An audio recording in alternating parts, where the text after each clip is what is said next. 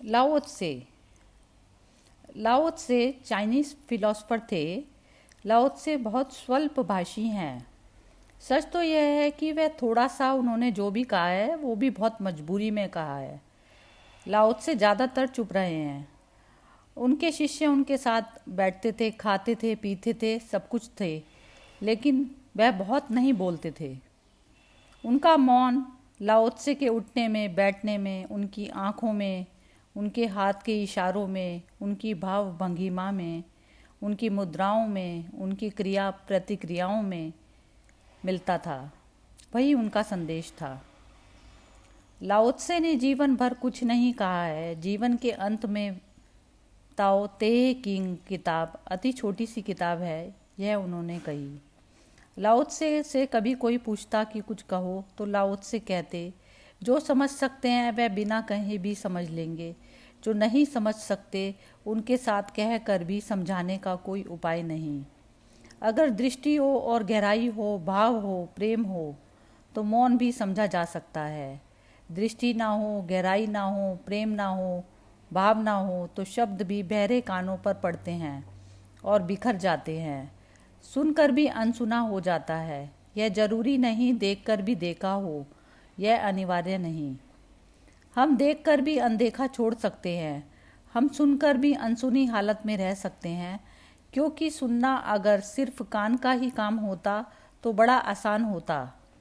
कान के साथ भीतर प्राणों का तादात्म्य भी चाहिए, अन्यथा कान सुन लेंगे यंत्रवत, और प्राणों का कोई तालमेल भीतर ना हो तो बात कहीं भी उतरेगी नहीं। आँख अगर देख लेती तो काफ़ी था। हम परमात्मा को भी कभी देख लेते, अगर आँख अकेली देखने में समर्थ होती। आँख के साथ प्राणों का तालमेल चाहिए। जब आँखों के पीछे से प्राण झांकते हैं, तब कहीं भी देखे तो परमात्मा दिख पड़ेगा। और जब आँखों के पीछे प्राण नहीं झांकते, आँखों से ही बाहर की वस्तुएं भीतर जागती हैं, तो सभी जगह पदार्थ का अनुभव होता है। पदार्थ का अनुभव यह खबर देता है कि हमने अभी प्राणों से देखना नहीं सीखा, अभी सिर्फ आंखें देख रही हैं। अगर कान ही सुनते हों तो शब्द सुनाई पड़ते हैं। अगर प्राण के भीतर और कानों के भीतर से सुनने लगे तो सत्य सुनाई पड़ेगा।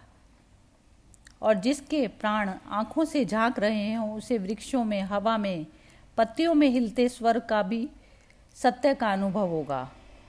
और जिसके प्राण कानों से ना झांक रहे हों, बुद्ध कहते हैं, उसके सामने खड़े होकर कुछ कि कृष्ण कहते हों कि लाओ त्से कहते हों, शब्द सुनाई पड़ेंगे और ऐसे ही बिखर जाएंगे जैसे हवा में पत्तियां बिखर जाती हैं।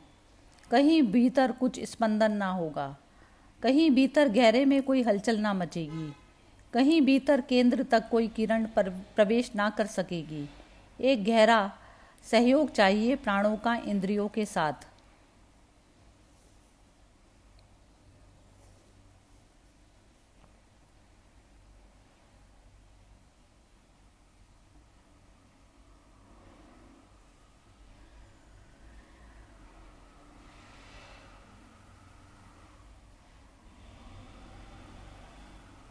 लाओ त्से के साधना सूत्रों में एक गुप्त सूत्र कहते हैं कि जो उसकी किताब में उल्लेखित नहीं है, लेकिन कानों कान लाओ त्से की परंपरा में चलता आ रहा है। वह सूत्र यह है। लाओ त्से कहते हैं, पालती मारकर बैठ जाएं और भीतर ऐसा अनुभव करें कि एक तराजू है, बैलेंस, एक तराजू।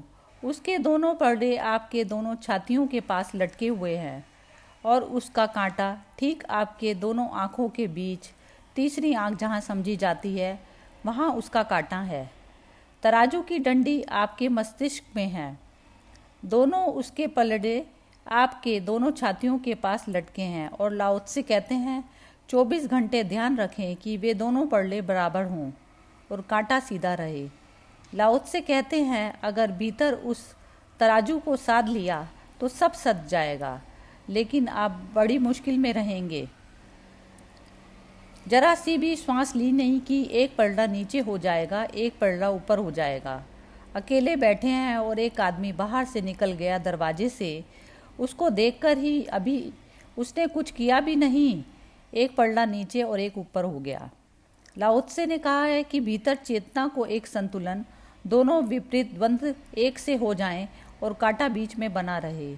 जीवन में सुख हो या दुख, सम्मान हो या अपमान, अंधेरा हो या उजाला, भीतर के तराजू को साधते चले जाएं।